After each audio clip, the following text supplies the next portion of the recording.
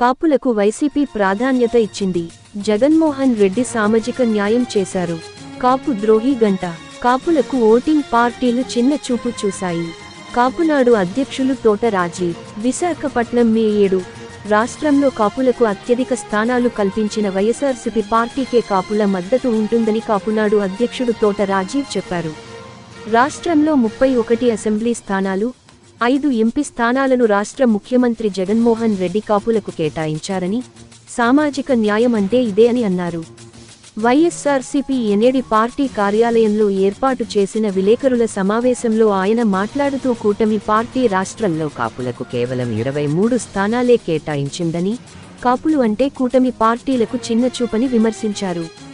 Telugu Desam party అధినేత చంద్రబాబు తన కులానికి చెందిన వారికి ఎక్కువ సీట్లు కేటాయించారని ఆరోపించారు. వైఎస్ఆర్సీపీ పార్టీ అన్ని కులాలకు సమన్యాయం చేసిందని చెప్పారు. కాపు సామాజిక వర్గంపై చంద్రబాబు కుట్ర రాజకీయాలకు పాల్పడుతున్నారని విమర్శించారు. సంపన్నులకు, వారి కులానికి సీట్లు పంపకాలు చేశారని విమర్శించారు.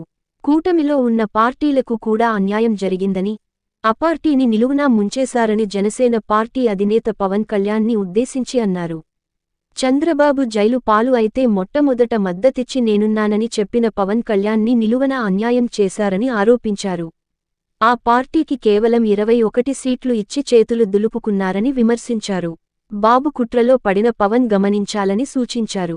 ముఖ్యమంత్రి జగన్మోహన్ రెడ్డి అనేక సంక్షేమ పథకాలు అమలు చేశారని ఈ సందర్భంగా గుర్తు చేశారు. పాడి పరిశ్రమకు అభివృద్ధి చేసిన ఆడారి తులసిరావు తగ్గ తనయుడు ఆడారి ఆనంద్ కుమార్ అని ఆయన ఎంతోమందికి ఇతోదిక చెప్పారు. గంటా శ్రీనివాసరావు కాపు ద్రోహి అని విమర్శించారు. చంద్రబాబు టికెట్లు అమ్ముకొని సొమ్ము చేసుకున్నారని ఆరోపించారు. పశ్చిమ నియోజకవర్గంలో వైసీపీ జెండా ఎగరవేయనుందని కాపులంతా ఆ పార్టీకి మద్దతు తెలుపుతున్నట్లు ప్రకటించారు. జీవీఎంసీ డిప్యూటీ మేయర్ జియాని శ్రీధర్ మాట్లాడుతూ, దేశంలో ఏ ముఖ్యమంత్రి చేయని విధంగా ఆంధ్రప్రదేశ్లో సంక్షేమ పథకాలు అందించారని తెలిపారు. పశ్చిమ నియోజకవర్గంలో 255 కోట్లతో అభివృద్ధి కార్యక్రమాలు జరిగాయన్నారు.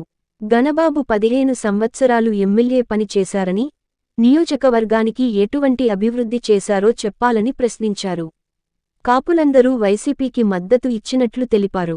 నియోజకవర్గంలో పశ్చిమ నియోజకవర్గం ఎమ్మెల్యే అభ్యర్థి ఆడరి ఆనంద్ కుమార్ అనేక అభివృద్ధి సంక్షేమ కార్యక్రమాలు చేపట్టారని తెలిపారు.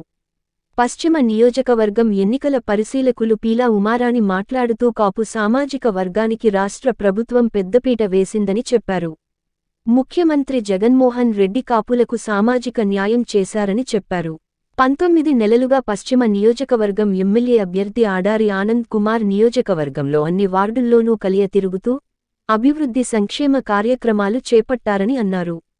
నియోజకవర్గంలోని అన్ని వర్గాల ప్రజలకు ఆడారి ఆనందకుమార్ చేరువయ్యారని తెలిపారు.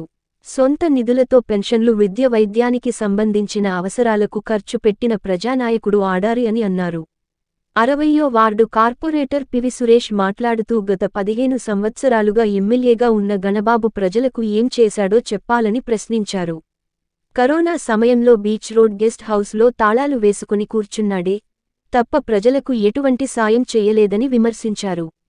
వంగవీటి రాధాకృష్ణ గారిని చూడ్డానికి కాపు నాయకులు వచ్చారే తప్ప గణబాబు గురించి కాదని విమర్శించారు.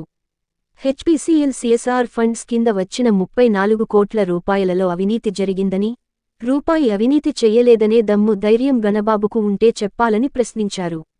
ఈ సమావేశంలో కాపు నాయకులు మోహన్ రావు, నాగేశ్వరరావు తదితరులు పాల్గొన్నారు.